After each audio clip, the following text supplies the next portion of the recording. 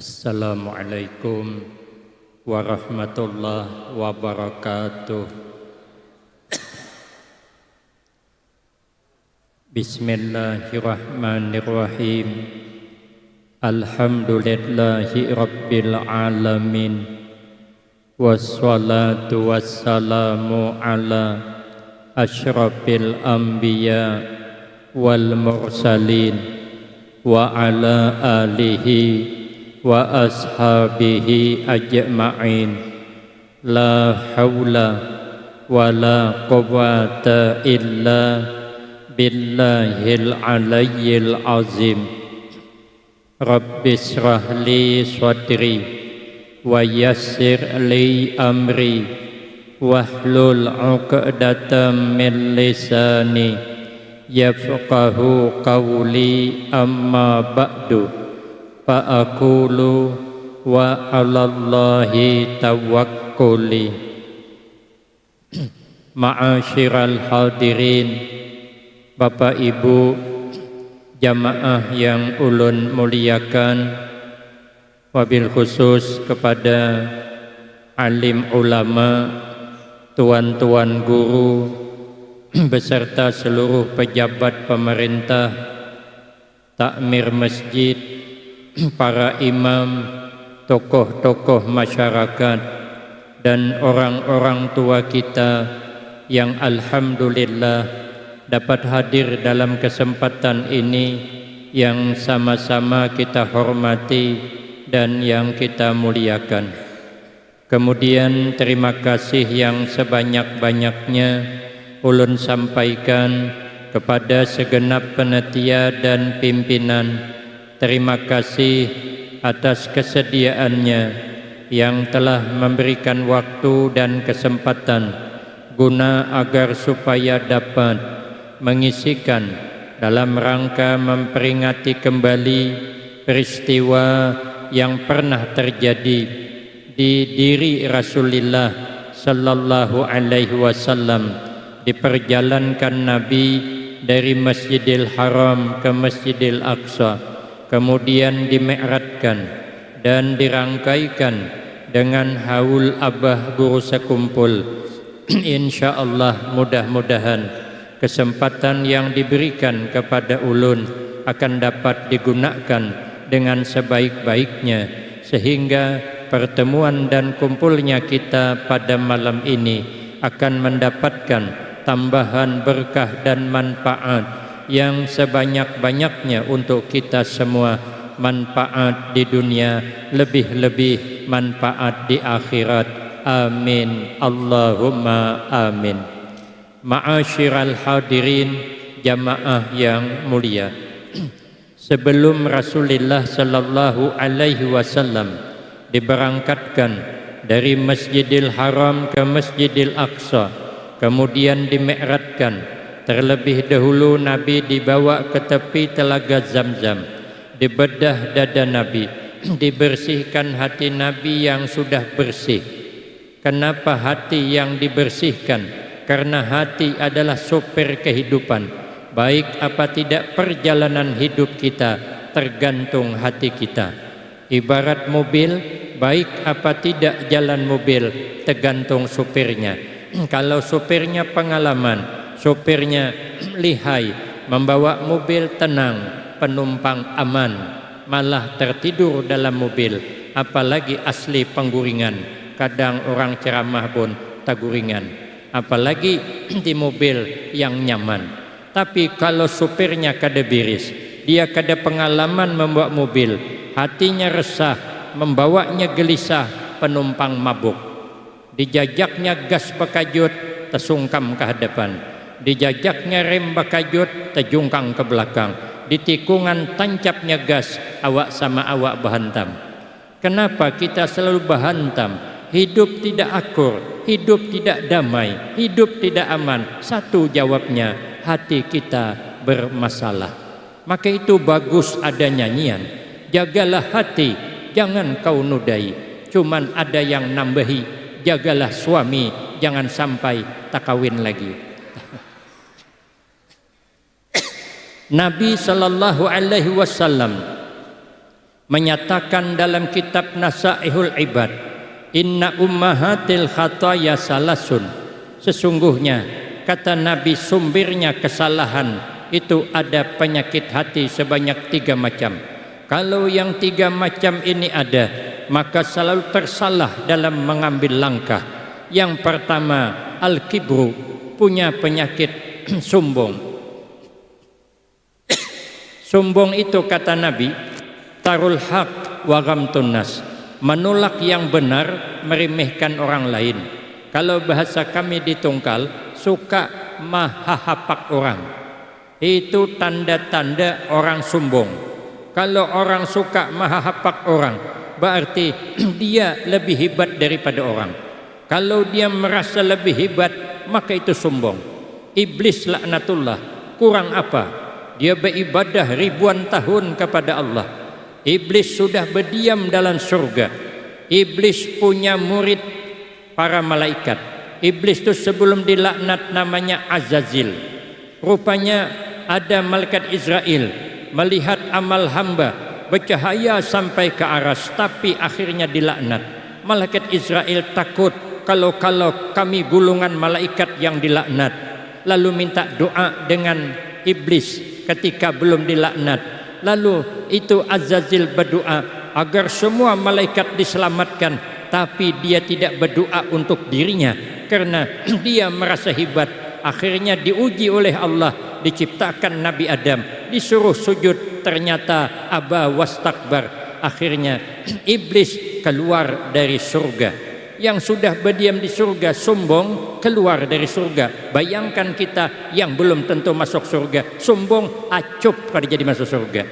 Maka itu untuk apa kita sombong? Kita ini tidak boleh merasa sombong. Sehebat apapun kita, mesti ada kurangnya. Falikulli syai'in maziyah, tiap sesuatu pasti ada punya kelebihan. Maka carilah kelebihan orang untuk menutupi kekurangan kita. Jangan kita merasa hebat. Biasanya orang sombong itu tidak suka disalahkan. Kalau dia disalahkan, tidak bisa mailak, dia akan mencari salah orang lain, biar berkawan salahnya. Kebetulan panau di lehernya setabah lebarnya. Inya kada melihat kalau ada panau. Ada kawan bilang, Pak minta maaf, pian ada panau di leher, kan dia bisa ngelak tuh. Apa jawabnya? Lumayan katanya, saya cuma berpanau. Tetangga sebelah rumah saya 6 tahun berkurap dah. Artinya apa? Jelik saya masih ada yang jelik daripada saya. Kalau panau kan cuman merusak pemandangan, kalau kurap sungguh mengganggu lingkungan. Apa kada terganggu? Kalau nya begaru kan jabul, cawan-kawan terancam. Tanginom nang siping kurap. Artinya apa? Jelek dia masih ada yang lebih jelek daripada dia. Maka itu orang sombong itu timbul gengsian. Dak tahu, dak mau belajar. Kada tahu, kada mau bertakun. Ada kisah teman saya, orang Banjar, berjual itik, yang membeli orang kita Jawa. Jadi kata orang Banjar bilang, itik mbak. Kata orang kita Jawa nanya, iki lanang apa wedok? Nah orang Banjar mana tahu dia lanang wedok, kada pernah ke Jawa. Akhirnya diulangnya lagi, itik mbak. Kata orang kita Jawa, iki lanang apa wedok? Kata orang Banjar, bisa lakangai berenang yuk. Kan keliru jadinya. Maka itu kita kalau tidak tahu bertanya, kalau tidak tahu kita belajar. Jangan pura-pura tahu. Orang sombong tuh gengsian. Ada kisah teman saya, orang dari kampung pergi ke kota, orang berdua. Rupanya di kota itu disuguhkan minuman limon seperila yang botol kaca warna hirang. Sekali dibuka botol limon, sekalinya bebuih cus katanya. Waduh, kata yang satu, mantap minuman orang kota, kayak ular sambur. Begitu dibuka langsung menyambur. Sekali ditumpahkan di gelas mendidih pula. Waduh, kata yang satu, banyu manggurak disurungnya. Ini bisa luyuh ilat, kata kawan yang satu. Sekalinya kata tuan rumah, silahkan minum pak. Kata yang tamu, nanti nunggu dingin. Kata tuan rumah, pak, ini bukan minuman panas, ini minuman dingin. Kata yang berdua, tidak usah membuali kami ini tuh ada jelas menggurak di mana dinginnya. sekalinya diminum oleh tuan rumah. Begitu tuan rumah menginum, orang sombong kan gengsi kalah. Wah rugi, kata yang berdua kita kalah. Kita minum juga lah, meletup lah ilat. Sekali diminum rupanya tidak panas dan rasanya enak. Lalu hendak nambah tapi malu. Kata yang satu, tidak usah khawatir, mumpung kita masih di pasar, kita beli sendiri saja, masuk ke warung. Kata yang satu, apa mereknya? Katanya merek tidak penting, yang penting botol kaca warna hitam. Pergilah ke toko. Sekali pergi ke toko, kata yang jaga toko, cari apa mas? Daklah, katanya, tengok-tengok dulu. Rupanya tengok-tengok, tertengok kicap-cap bulan. Itulah pak yang mau dibeli. Sudah dibayar, minta dibukakan. Kata yang punya warung, pak jangan dibuka di sini, nanti kalau dibuka sini tumpah nanti. Kata yang beli, kami mau minum habis di sinilah. Kata yang jual, ini pak bukan minuman. Kata yang membeli, tidak usah membuali kami hanya minuman tadi, sini aku minumnya. Kata yang satu, sekali diminum tengangak dia, mesinnya luar biasa. Tapi karena orang sombong pantang menyerah, habis minum sebutulan, balik ke rumah seminggu behiraan. Itu akibat orang sombong dia kayak itu tuh. Makanya kita nih jangan pernah sombong, satu. Yang kedua, wal hasad, penyakit yang berbahaya itu dengki. Tidak senang melihat orang senang, susah melihat orang senang, senang melihat orang susah. SMS namanya. Orang yang dengki itu tidak menyadari bahwa rezeki tidak pernah tertukar, jodoh tidak pernah tertukar, nasib tidak pernah tertukar, jabatan tak pernah tertukar. Apa yang kita inginkan gagal itu bukan punya kita. Kenapa? Sebab karena kata Imam Syafi'i radhiyallahu an, hidup kita ibarat bayangan. Kalau itu bayangan kita, mau kemana kita pergi, bayangan tetap ikut. Berjalan kita, bayangan umpat juga berjalan. Melacong kita, bayangan melacong juga. Berlari kita, bayangan berlari juga. Berdiam kita, bayangan berdiam. Kenapa? Lah itu bayangan kita. Tapi kalau bayangan orang berlari, kita mengejar, kada bakal dapat. Maka kalau kita memikirkan punya orang, dengki terus, lelah hidup nih. Kita lihat di televisi Haji Sulam berangkat haji sebab berjual bubur. Itu kan ada yang satu yang dengki, aku kada nyebut namanya. Yang nonton film Indosiar pasti sudah pernah melihat. Kalau melihat filmnya tuh malas nyebut namanya, kalau ada nang sama namanya. Kalau Haji Sulam ini kan dia berjual bubur berangkat haji, yang dengki itu kesian, galangnya kayak telunjuk besarnya. Tapi yang namanya dengki tetap kada senang melihat orangnya nyaman. Maka itu kita hidup tidak boleh dengki. Kalau rezeki kita sampai aja tuh, diharapkah, kadakah, pasti sampai. Kalau kada rezeki kita, diharap sekalipun kada bakal dapat. Saya sudah pernah itu pengajian malam 2, habis maghrib 1 seperti ini. Nanti habis isya 1. Nah saya habis di sini nanti ngisi di Banjarmasin. Jadi minta maaf saya kada ikut jamaah isya. Habis ceramah, habis baca doa, saya melanjutkan perjalanan ke Banjarmasin karena perjalanannya lebih kurang 1 jam. Jadi saya bilang, saya habis ceramah, habis salat isya diajak makan. Saya bilang minta maaf saya tidak sempat makan. Ini orang menunggu perjalanan jauh. Waduh Ustaz, katanya kada nyaman, katanya kalau kada makan. Panitia sudah menyiapkan. Saya bilang saya pun kada nyaman juga. Panitia di sana tuhuk panjang gulu mahadengi. Bagaimana ini Ustaz? Saya bilang sudah, rezeki untuk saya dinikmati saja. Untuk teman-teman saya menolak sudah. Sekalinya ujar nang seikong hadengi setumat guru aja. Bukahnya. Soalnya kada lawas membawa sangki, kami sana sangki krisik, sangki plastik tuh, nah beisi sangki hitam, dijulung ke mobil. Ulun pegang-pegang apa isinya nih? Kalau besapit berarti undang galah. Sekali saya pegang-pegang belidi-lidi, rupanya sate. Sekali saya buka 4 bungkus. Yang namanya rezeki tidak bisa ditolak pun tetap datang. Saya nolak sudah, malah banyak dapatnya. Kalau saya tadi naik ke atas paling sebungkus dijulungi orang. karena saya tulak-tulak 4 bungkus dapat. Makanya kalau kita dikasih nasi bungkus, tulak-tulak saja. Pak insya Allah luput bujur pian. Itu kebetulan aja Bang. Tapi kalau kada rezeki kita maharap habisan kada bakal dapat. Ulun diundang malam, imbah maghrib sebuting, imbah isya sebuting, imbah maghrib tahlilan, baca doa, surung hidangan, keluar sop ayam potong, ayam sayur tapi panas, bercampur kantang, nyaman bukan main. Nasinya panas, ikan nila bersambal acar. Saya hendak bertambah ingat, habis isya masih ada satu lagi. Maka yang habis isya itu orangnya bos material, bos perumahan. Itu kan dapat dibayangkan makanannya, paling tidak sup ayam kampung. Maka saya kada mau bertambah, saya sisakan untuk makan nang kedua. Sekalinya kata kawan, bertambah Ustadz. Saya bilang enggak, saya masih ada satu. Kawan saya berhimat bertambah, terbalik-balik ikan nila tuh, tertinggal kerongkong cuman lagi. Ulun melihatkan aja. Sekali habis isya ulun tulak, asli kisah nyata. Habis tahlilan berdoa, sekali yang keluar bubur kacang. Masya Allah. Menyesal saya kada bertambah tadi, menyesal. Yang nama kada rezeki macam mana? Dihadapi kada makan. Kalau kada rezeki kita, saya pernah kan di Kuala Tungkal. Saya di Kuala Tungkal itu di pondok pesantren Al-Baqiyatus Shalihat.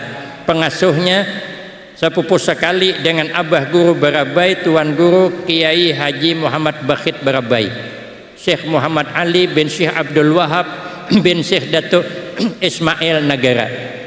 Jadi saya disuruh mencari rumah untuk istirahat para kiai dan para habaib. Pas tengah hari saya bawa kawan bertiga, guru tatuha dari saya berdua, yang lebih anom satu, berempat. Saya yang nyetir mobil. Sekalinya sampai di pasar, kata guru tuha, kita makanan hulu ke rumah makan.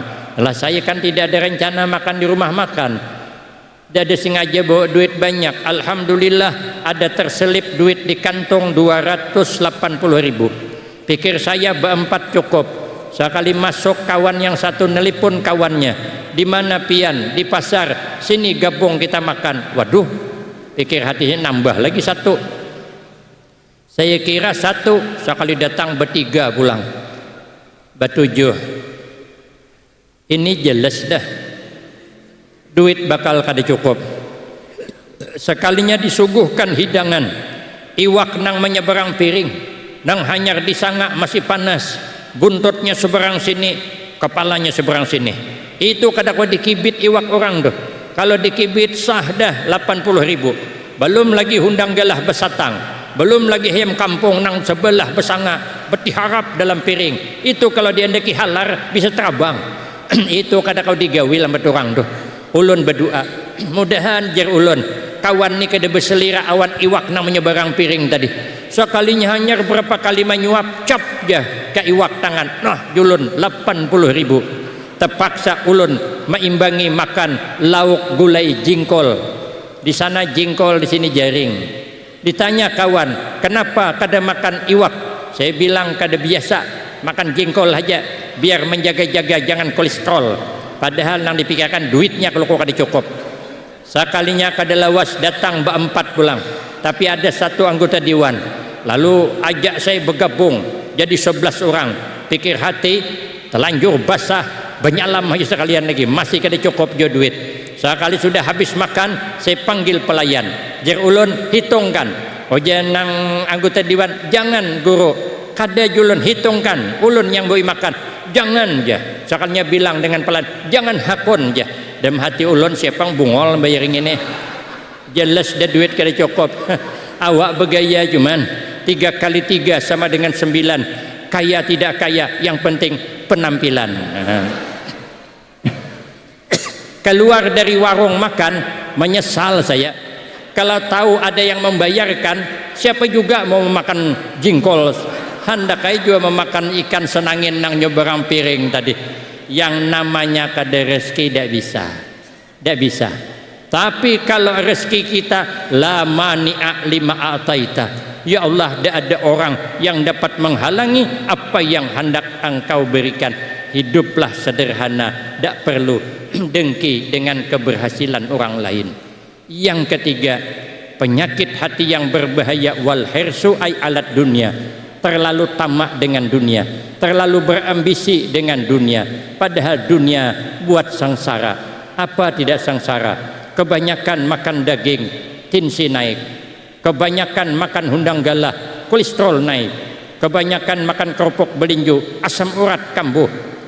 Kebanyakan makan di rumah kawan, bininya sarik.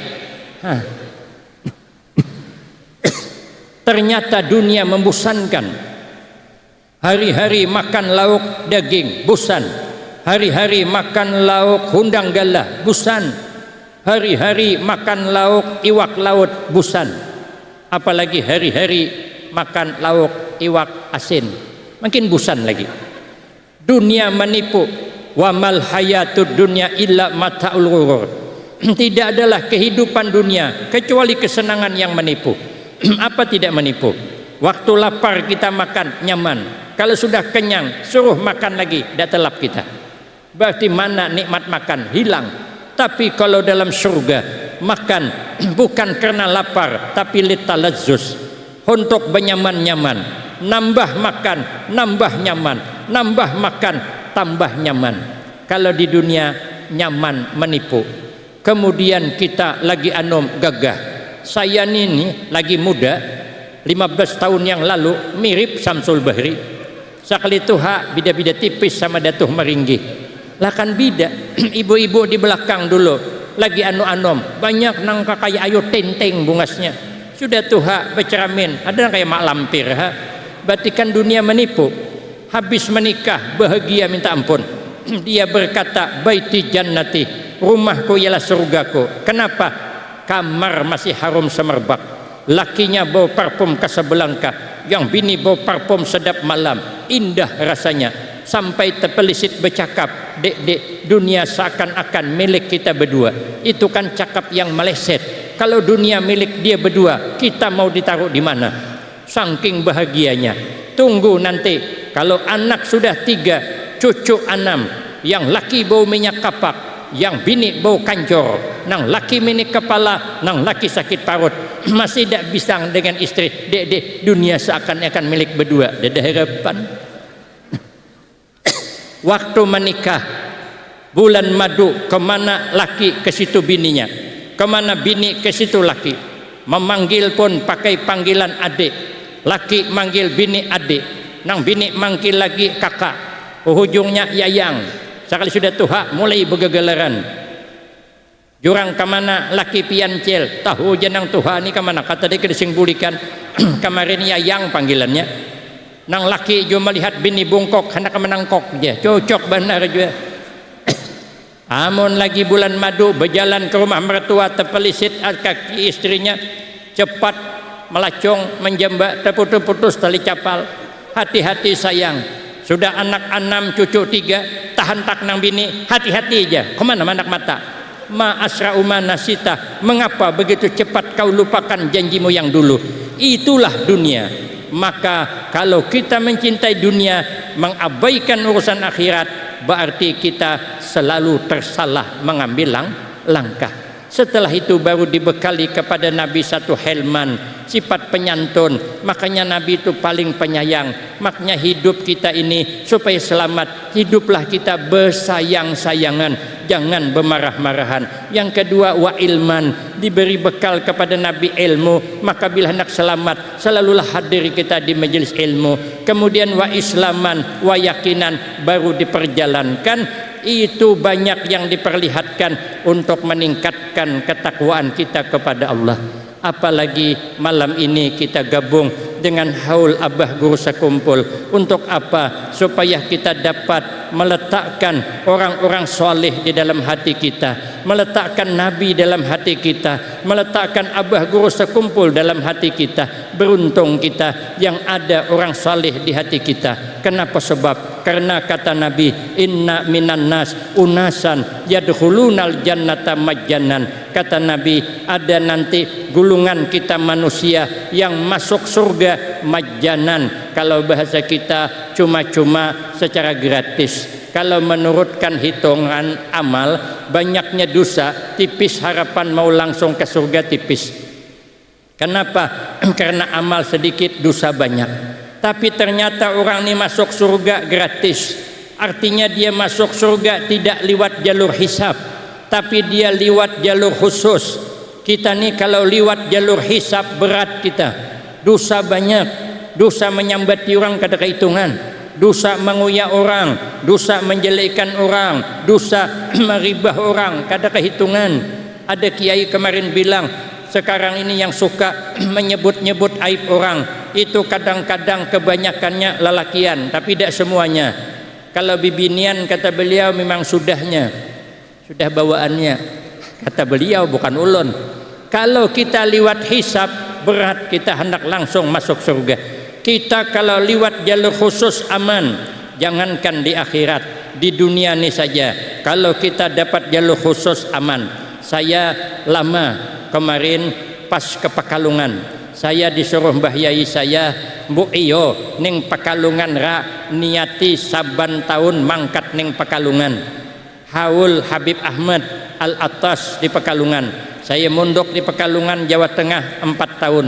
Jadi ilmu yang saya dapatkan banyak di Pekalongan, cara berdakwah, karena kiai saya selalu membawa saya. Jadi pas saya ke sana, pas acara haul, kata teman saya, kita liwat belakang makam, liwat ke makam Sapura namanya. Lah saya bilang tidak mau liwat belakang makam. Kenapa harus liwat belakang makam? Supaya dekat dengan acaranya. Saya bilang tidak mau, saya liwat depan. Biarlah jauh, yang penting pas liwat para habaib, para kiai, saya dapat memandang jadilah. Kenapa? Karena dalam hadis ada ulama warasatul anbiya itu apabila dipandang menularkan manfaat, bila dia bercakap menularkan manfaat. Makanya ada ulama yang dipandang itu ya Allah hati nikmat, seperti Abah Guru Sekumpul yang pernah melihat beliau nikmat sampai beliau meninggal, fotonya saja direbutkan orang. Ini saya ditelepon lagi, cobalah bayangkan, saya disuruh memberikan foto beliau, disuruh saya yang membawa, maka saya ini tuh ada masih lagi saking mahabbahnya. Sampai di Kuala Tungkal itu rata-rata rumah orang ada gambar Abah Guru Sekumpul. Itu tanda ulama warasatul anbiya. Saya melihat-lihat di Banjar nih, adakah jualan foto ulun di rumah orang? Dedek senunuhan ada tuh di jalan sana tuh. Kehujanan, kepanasan. Makanya saya kalau bulan Maulid, bulan Rajab selalu meriap dingin. Kenapa? Saya dijamur di padang panas. Aduh, hai kenapa aja maka aku nih garingan. Rupanya foto kok kehujanan, mana kehujanan, mana kepanasan. Berarti kita nih kan belum termasuk ulama warasatul anbiya. Jadi ulun hendak melihat jadilah. Sekalinya paling 2 kilo lagi ke acara dia bisa maju. Sekalinya datang mobil mewah berkawal dengan patwal, saya lihat panjang jurutannya, paling 5 mobil berliwat dengan saya, stop turunan para habaib, para kiai. Di sana banser langsung turun tangan, para TNI langsung turun tangan, pagar tangan biar jangan bersalaman. Digiring menuju ke acara. Itu dipukulkan kumpang pakai tala al-badru alaina. Memukul kumpang itu tidak pecah sehari kumpang itu. Semangatnya menyambut para ulama. Rupanya begitu bansir ini pegang pagar tangan, sekalinya terdurung-durung termasuk saya ke dalam kelompok para habaib dan kiai. Akhirnya saya digiring bersama mereka. Lah saya sadar diri, saya kan bukan habib, saya kan bukan kiai, saya mau keluar dari pasukan. Kata yang mengawal, ucu metu nimpil po mengkoteko. Nah, selamatlah. Jangan keluar, jangan keluar. Nempel saja nanti sampai. Alhamdulillah saya digiring dengan para kiai sampai ke hadapan acara. Kenapa ulun sampai ke sana?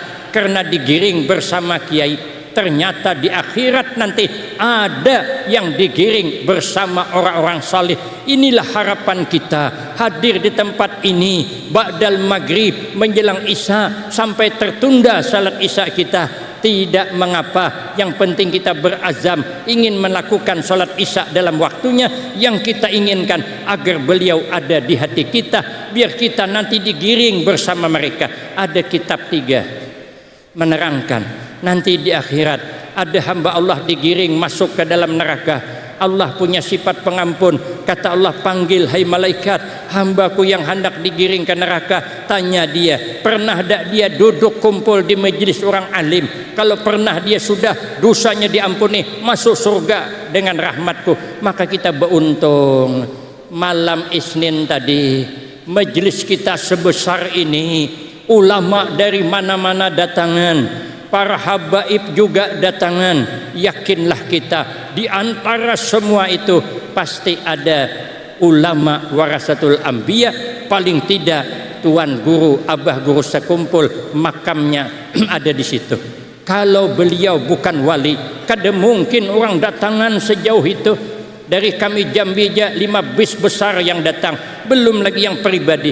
Pribadi tahan menabung untuk membeli tiket berangkat ke sini. Maka malam Senin kita beruntung sudah. Bila ditanya pernah kita satu majlis, pernah kita hadir di daerah sekumpul ini. Makanya yang sudah berdiam di Banjarbaru dan sekitarnya, jangan pindah lagi, berdiam di sini aja. Apalagi pindah ke Tungkal, jangan, mengalihi Ulun Maharagu, di sini aja. Karena di sini ada mutiara di dalam perut bumi, banyak mutiara. Kalau kami di sana kiriman Banjar juga, Syekh Abdurrahman Siddiq, guru Sapat, itu kiriman dari Datuk Kelampayan, dari negara dari dalam pagar Abah Sidin di situ. Makamnya di sana. Kiriman Syekh Muhammad Ali, itu kiriman Datuk Ismail negara. Jadi kami sana kadapati ada. Makanya ulun apabila ada undangan di Banjarmasin, ulun sesawatakan datang ke sini.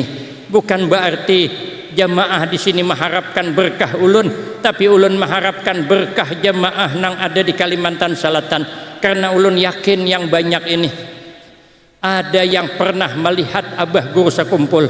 Jadi ulun melihat wajah pian, pian melihat wajah guru, guru melihat wajah gurunya sampai kepada Rasulullah. Mudah-mudahan pertalian ini membawa kepada kita masuk surga lewat jalur khusus. Ya Allah, jangan jalur hisab. Tidak keluar kita dari tempat ini kecuali dosa kita diampuni Allah, berganti dengan rahmatnya. Tidak sanggup kita membawa dosa di hadapan Allah Subhanahu wa ta'ala, sehingga kita selamat dunia akhirat, husnul khatimah wassa'adah. Amin Allahumma amin. Adapun setelah Nabi diperjalankan, insya Allah kita sambung pada episode selanjutnya.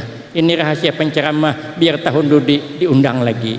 Saya banyak minta maaf, saya tidak dapat mengikuti berjamaah isya di sini. Setelah ini saya akan melanjutkan perjalanan. Minta maaf lebih kurang. Wabillahi taufik wal hidayah. Wassalamualaikum warahmatullahi wabarakatuh.